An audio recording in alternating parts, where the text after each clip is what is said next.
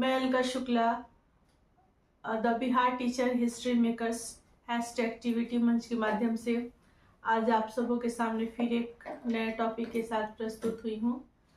आज हेलो नंदू और छुटकी, मैंने तुम्हें एक क्वेश्चन दिया था कि बताओ घर्षण जो होता है वो हानिकारक होता है या लाभदायक होता है।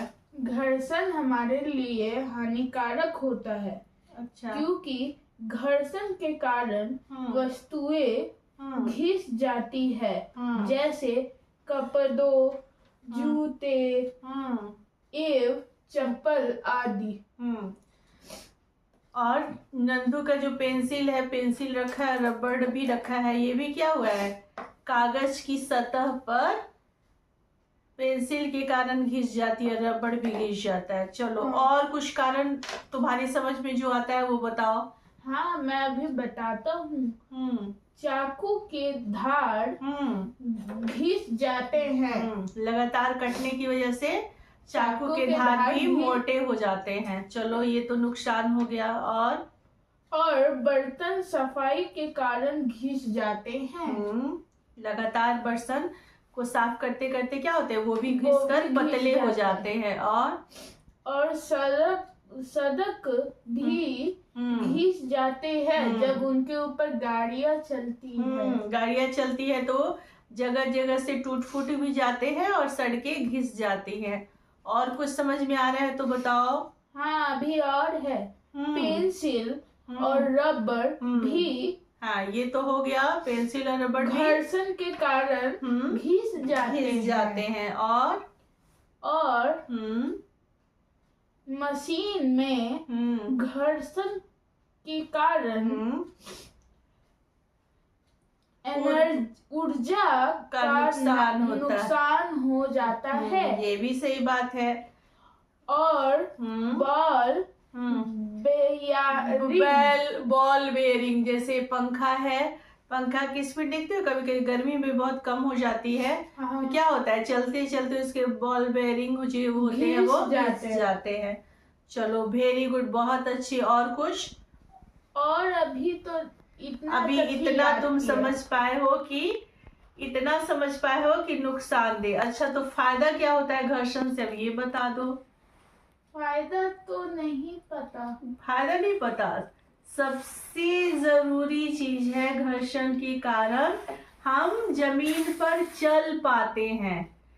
मैं हो, तुम हो, छुटकी हो, नंदू हो, सभी जो है वो घर्षण के कारण ही जमीन पर चल पाते। अगर घर्षण नहीं होता तो हम चल पाते। घर्षण विहीन जगह पे क्या होती, गति नहीं होती। ठीक है।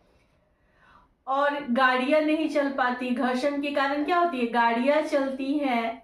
घर्षण के कारण गाड़ियों का चलना संभव होता है। तो सबसे महत्वपूर्ण तो पार्ट यही है कि घर्षण के कारण हम चल पाते हैं। कोई भी काम, जैसे मैं ब्लैक बोर्ड पर लिखती हूँ या फिर इस पे लिखती हूँ, तो जब घर्षण होता है तभी तो मैं लिख पाती हूँ। ये तो हानि हो गया कि पेंसिल का निब घुस गया या घिस गया तो छोटा हो गया, लेकिन फिर मेरा लिखना भी तो घर्षण के कारण ही होता है ना।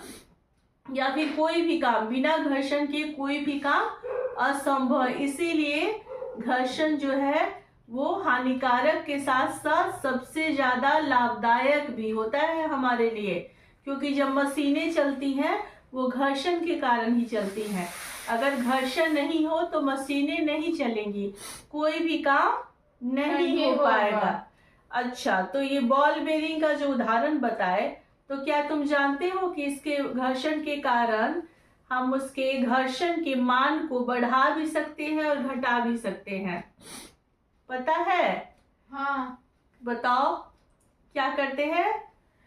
बॉल बेयरिंग में क्या लगाते हैं, ग्रीस लगाते हैं। अगर पंखा धीरे चलता है तो उसमें क्या करते हैं, ग्रीस लगा करके घर्षण को कम करते हैं तो पंखे की गति तेज हो जाती है। मशीनें जो पुराने हो जाते हैं, घिस जाते हैं, उससे आवाज आने लगती है, वो धीमे काम करते हैं। जब उसके अंदर भी स्नेहक के रूप में किसी पदार्थ का उपयोग किया जाता है, ग्रीस या कोई भी, तो क्या होते हैं, वो घर्षण क्या होता है, कम हो जाता है और उसके वजह से वो तेज गति करने लगते हैं। इसके अलावा सबसे पहले देखो, कभी कभी मैं क्या होता है, चूड़ी जब पहनती हूँ क्या होता है, पानी में ज्यादा काम करने से क्या होता है, हाथ कभी कड़े हो जाते हैं, तो वही चूड़ी बाहर निकलने में बहुत टाइट होने लगता है। तो देखती हो मैं क्या करती हूँ, बेसिन पे थोड़ा सा इसमें साबुन और पानी लगा करके और तब चूड़ी को काफी आराम से पहन लेती हूँ और निकाल लेती हूँ। तो ये क्या किया मैंने, साबुन का पानी से क्या किया मैंने, घर्षण को कम कर दिया। तो कम कर दिया तो क्या हुआ, चूड़ी निकल गई। लेकिन हम घर्षण को बढ़ाते भी हैं, जैसे बर्फ वाले जगह पे, जहाँ पे बहुत बर्फीला जगह है, अगर वहां तुम जूते पहन के जाओगे तो क्या होगा, तुम बार बार स्लिप करोगे। तो वहां पे क्या करना होगा, हमें घर्षण को बढ़ाना होगा। तो वहां पे क्या करते हैं, जूतों में नोकदार जूते होते हैं, उनके जूते के सोल देखना कभी कभी खुरदुरे होते हैं, कोई कोई जूते में खांचे बने हुए थे। खांचेदार जूतों का प्रयोग किया जाता है घर्षण को बढ़ाने के लिए, नहीं तो हम स्लिप कर जाएंगे और गिर जाएंगे। तो चलो, तो बहुत अच्छी बात है, तुम्हें समझ में आ गया कि घर्षण हानिकारक है या लाभदायक, और घर्षण को बढ़ाया भी जा सकता है और घटाया भी जा सकता है।